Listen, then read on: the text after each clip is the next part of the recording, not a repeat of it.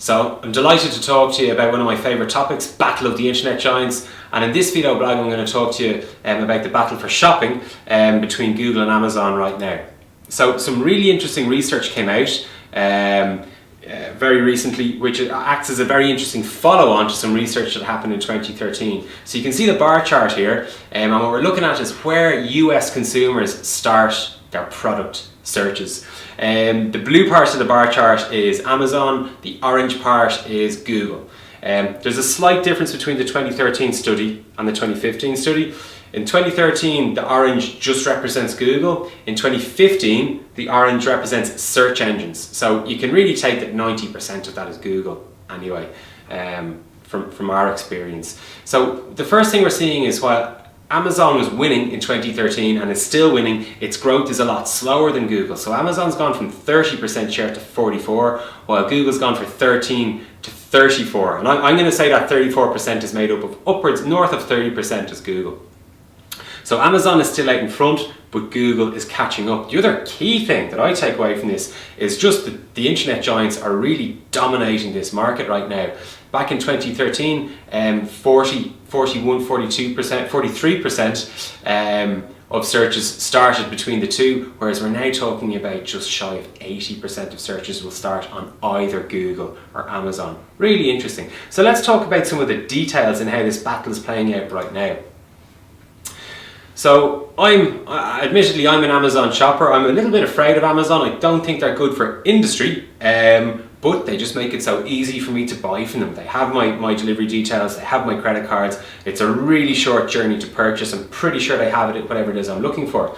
So for that reason I'm a shopper. Amazon are very litigious, that they don't like other retailers, online retailers, having a buy now one click, and they do fight quite hard to stop other people doing it. However, Google are going whole hog right now to shorten that journey from search to purchase. So this is something that's rolling out in the States right now, whereby people who have the eBay app can go direct from the search results to the payments page on their eBay app. So in the example here, somebody's searching vintage alphabet blocks, and you can see they can be directed directly from the search to the payment page of their app. They can get that purchase made very easily. Another example of how Google are shortening the purchase journey is this. Check this out. So someone searched for women's hoodies, 1 click, 2 clicks, 3 clicks, the order is made. And what's really interesting about this is that whole search sequence from search right through to purchase all happened on a Google property. So although you're buying from a third party, you're checking out on a Google property. Really, really interesting. And we can see a really strong effort from Google to shorten that journey to purchase, particularly on mobile devices. Google are hyper aware that conversion rates on mobile devices are about half of what they are on desktop. Their share price has been depressed until quite recently, until Q3 of this year, because investors were very concerned about Google's presence on mobile. So they're actively trying to encourage, bring out innovations which will increase conversion rates on mobile devices.